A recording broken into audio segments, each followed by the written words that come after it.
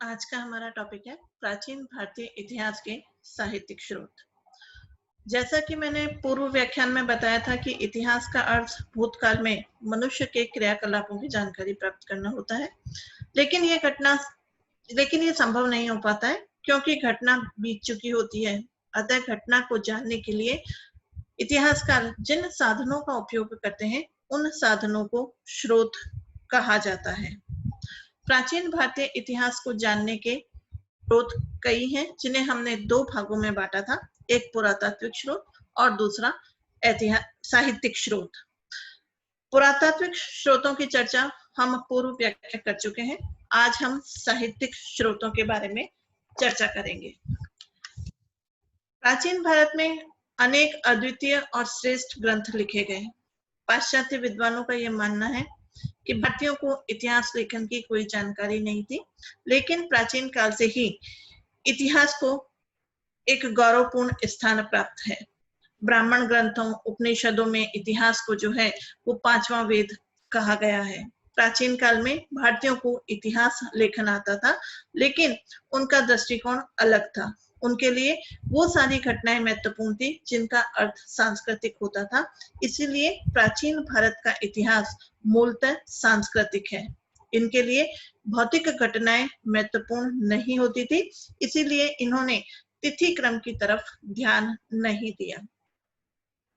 भारत में इतिहास लेखन की परंपरा वैदिक काल से ही चली आ रही है।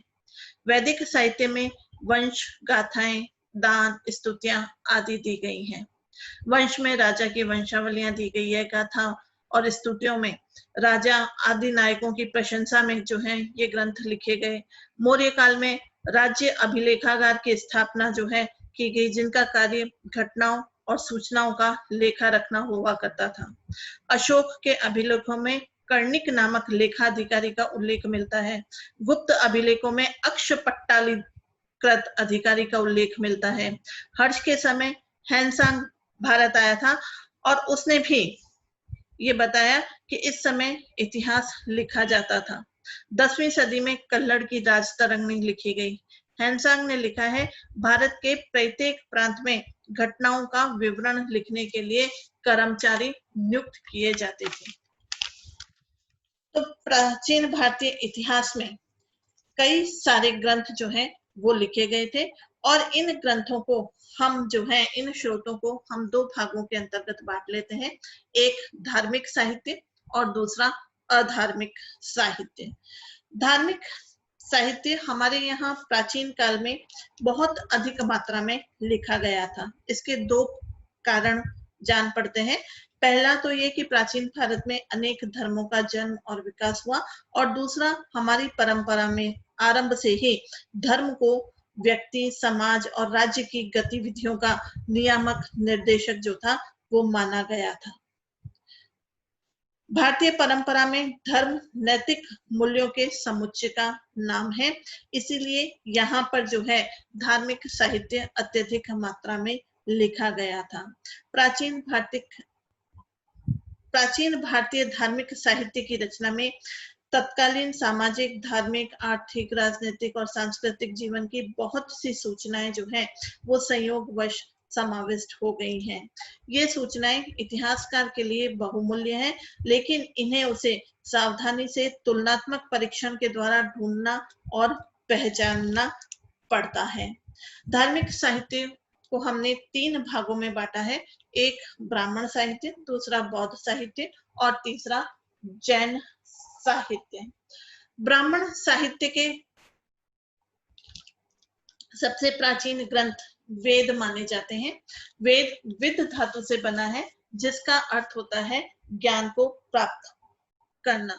आर्यों का प्राचीनतम ज्ञान इन्हीं वेदों के अंतर्गत निहित है। ये वेद चार हैं, ऋग्वेद, सामवेद, यजुर्वेद और अथर्ववेद। ऋग्वेद से हमें आर्यों के आरंभिक भौगोलिक परिवेश, उनके आंतरिक संघर्ष, राज्य संस्थाओं, आर्थिक गतिविधियों, गुण कर्म के आधार पर रची गई सामाजिक व्यवस्थाओं, लौकिक सुख की अभिवृद्धि की भावना से प्रेरित धार्मिक विश्वासों की जानकारी जो है ऋग्वेद से प्राप्त होती है। सामवेद के अंतर्गत देवताओं की स्तुति में गाए जाने वाले मंत्र जो हैं वो दिए गए हैं। इसमें 75 मंत्र मौलिक हैं, शेष ऋग्वेद के अंतर्गत से जो है वो लिए गए हैं।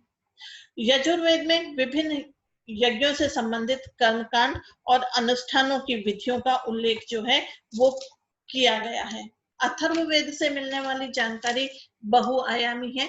इसमें समाज के धर्म, आर्यों के धर्म, समाज और संस्कृति के साथ साथ लोक संस्कृति, अंधविश्वास, जादू टोना, प्रेतात्मा, दुरात्मा, जड़ी बूटियों आदि का वर्णन जो है वो किया गया है। प्रत्येक वेद के 4 भाग हैं। ये 4 हिस्से संहिता, ब्राह्मण ग्रंथ, आरण्यक और उपनिषद कहलाते हैं। कालांतर में यज्ञों और कर्म कांड में वृद्धि हो गई। यज्ञों का विधान जटिल हो गया, अतः इन्हें बोधगम्य बनाने के लिए ब्राह्मण ग्रंथों की रचना की गई थी। प्रत्येक वेद का अलग ब्राह्मण ग्रंथ था। ऋग्वेद का ऐत्रेय और कौशिकी, सामवेद का पंचविश, यजुर्वेद का शतपथ और अथर्ववेद का गोपथ ब्राह्मण ग्रंथ जो है वो थे। इन ग्रंथों में यज्ञों की विशद व्याख्या जो है वो की गई थी। परीक्षित के बाद और बिंबिसार से पूर्व तक का राजनीतिक इतिहास की जानकारी हमें इन्हीं ब्राह्मण ग्रंथों से होती है। ऐतिहासिक जानकारी के लिए शतपथ ब्राह्मण ग्रंथ जो है वो सबसे अधिक उपयोगी है। इसमें कुरु, पांचाल, कौशल, विदेह आदि जनपदों का जो है वो इतिहास दिया गया है। ये ग्रंथ उस समय की सामाजिक दशा के ऊपर भी प्रकाश डालते हैं। आरण्यक ग्रंथ, जंगल में बैठकर पढ़े जाने वाले ग्रंथों को आरण्यक कहा गया था। इन ग्रंथों में यज्ञों की आंतरिक पृष्ठभूमि को स्पष्ट करने का जो था वो प्रयास किया गया था। इसके अंतर्गत यज्ञवाद और उपनिषदों के आध्यात्मिक चिंतन दोनों के बीच की कड़ी जो है इन आरण्यक ग्रंथों को जो है माना जाता है। उपनिषद, गुरु के पास बैठकर जो ज्ञान प्राप्त किया जाता था वह सभी उपनिषदों के अंतर्गत निहित है। इनमें ज्ञान मार्ग अर्थात सत असत के माध्यम से जीवन और सृष्टि के सत्य को पहचानने की बात जो है वो की गई है।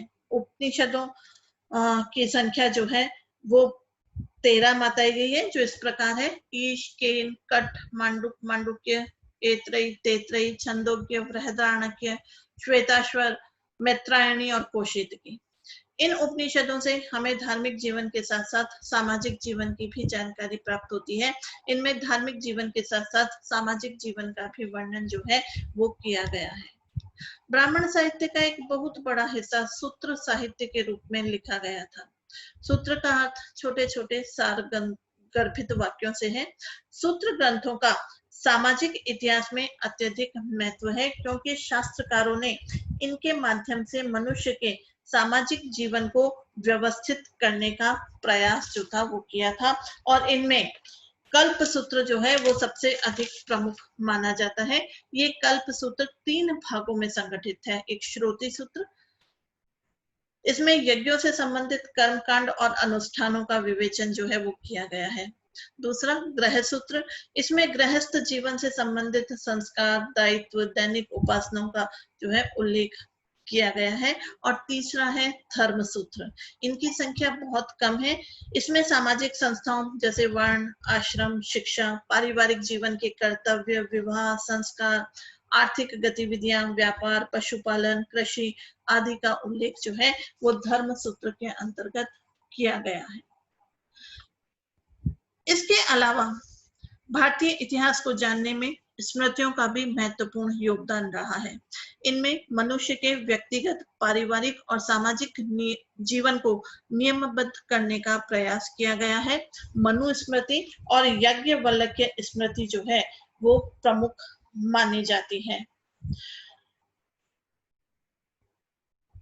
सूत्र और स्मृतियों के पश्चात अपने वर्तमान स्वरूप में रामायण और महाभारत 2 प्रसिद्ध महाकाव्य जो हैं वो आते हैं। रामायण और महाभारत में भारत के सांस्कृतिक इतिहास की जानकारी भरपूर भरी हुई है। ये दोनों महाकाव्य हमारे प्राचीन महाकाव्य जो हैं वो माने जाते हैं। इनमें सामाजिक, धार्मिक, आर्थिक और राजनीतिक जीवन के विविध पक्षों का वास्तविक अंकन जो है वो किया गया है। महाकाव्यों के साथ साथ पुराणों का उल्लेख करना भी जो है वो आवश्यक है। इनकी विषय की दृष्टि से ये भारतीय इतिहास के आदिकाल से लेकर गुप्त काल तक की सारी सामग्री इन पुराणों के अंतर्गत जो है वो संग्रहित की गई है। पुराण 18 है, लेकिन मार्कंडे पुराण, ब्रह्मांड, वायु, विष्णु, भागवत, मत्स्य और गरुड़ पुराण जो है वो प्रमुख पुराण माने जाते हैं। पौराणिक भाषा के अनुसार इनके 5 विषय होते हैं। सर्ग, जिसमें सृष्टि का वर्णन किया गया है। प्रतिसर्ग, जिसमें प्रलय की बात की सृष्टि का उल्लेख है। वंश, जिसमें देवताओं और ऋषियों के वंश दिए गए हैं। मनवंतर, जिसमें महायुग का वर्णन है। और अंत में वंशानुचरित, जिसमें राजवंशों का क्रमिक इतिहास दिया गया है। राजनीतिक दृष्टि से महापुराणों का वंशानुचरित्र वाला भाग जो है वो सबसे अधिक महत्वपूर्ण माना जाता है।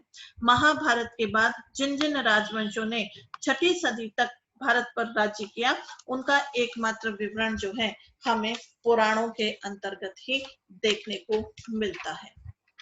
प्राचीन भारत के अंतर्गत दूसरा प्रमुख धर्म जो था वो बौद्ध धर्म था।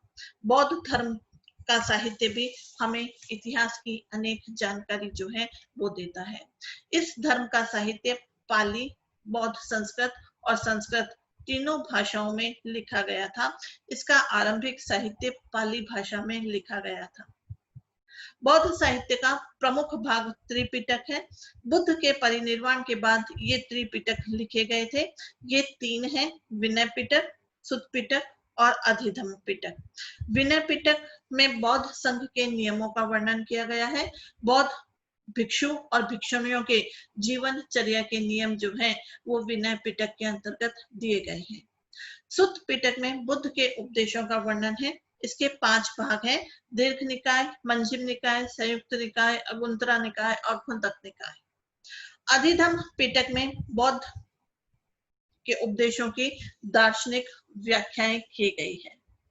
इसके अलावा जातक ग्रंथ भी इतिहास के महत्वपूर्ण स्रोत हैं। इसमें बुद्ध के पूर्व जन्म की कथाएं जो हैं वो दी गई है।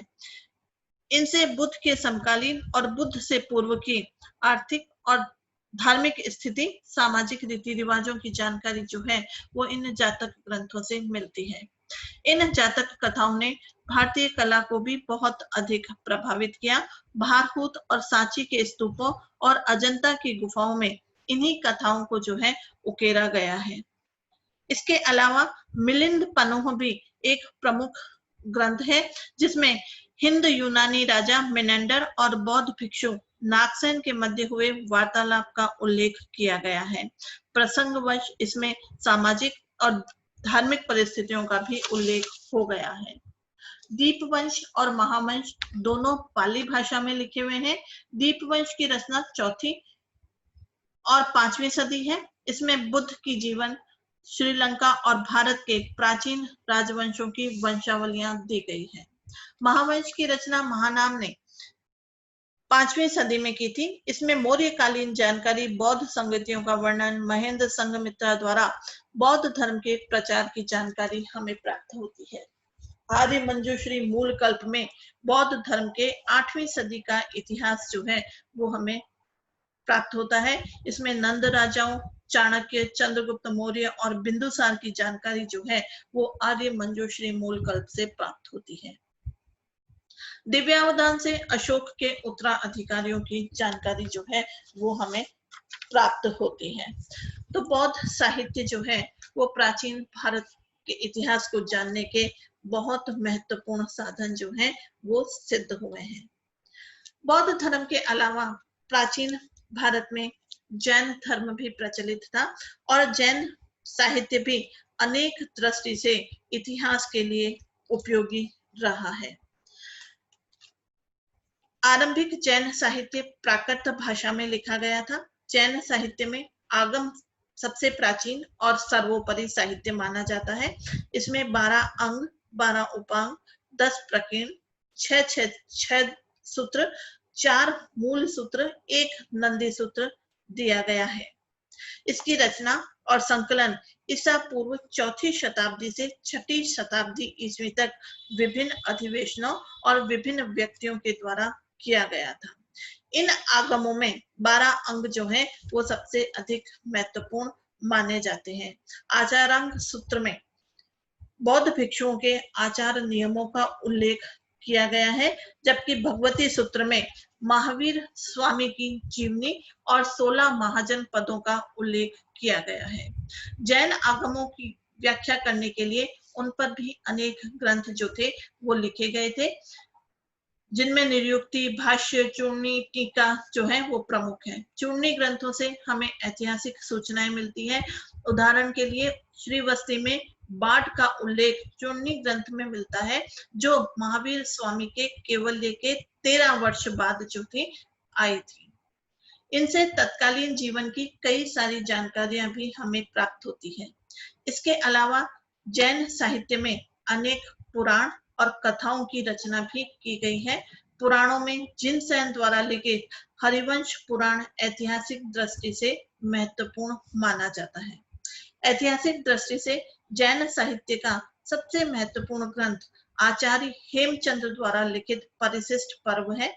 इसमें जैन आचार्यों की जीवनी, नंदवंश, चंद्रगुप्त मौर्य, चाणक्य आदि के बारे में प्रचलित कथाएं और अनुश्रुतियों का उल्लेख किया गया है। भद्रबाहु चरित्र में जैन आचार्य भद्रबाहु और चंद्रगुप्त मौर्य के जीवन की घटनाओं का उल्लेख किया गया है।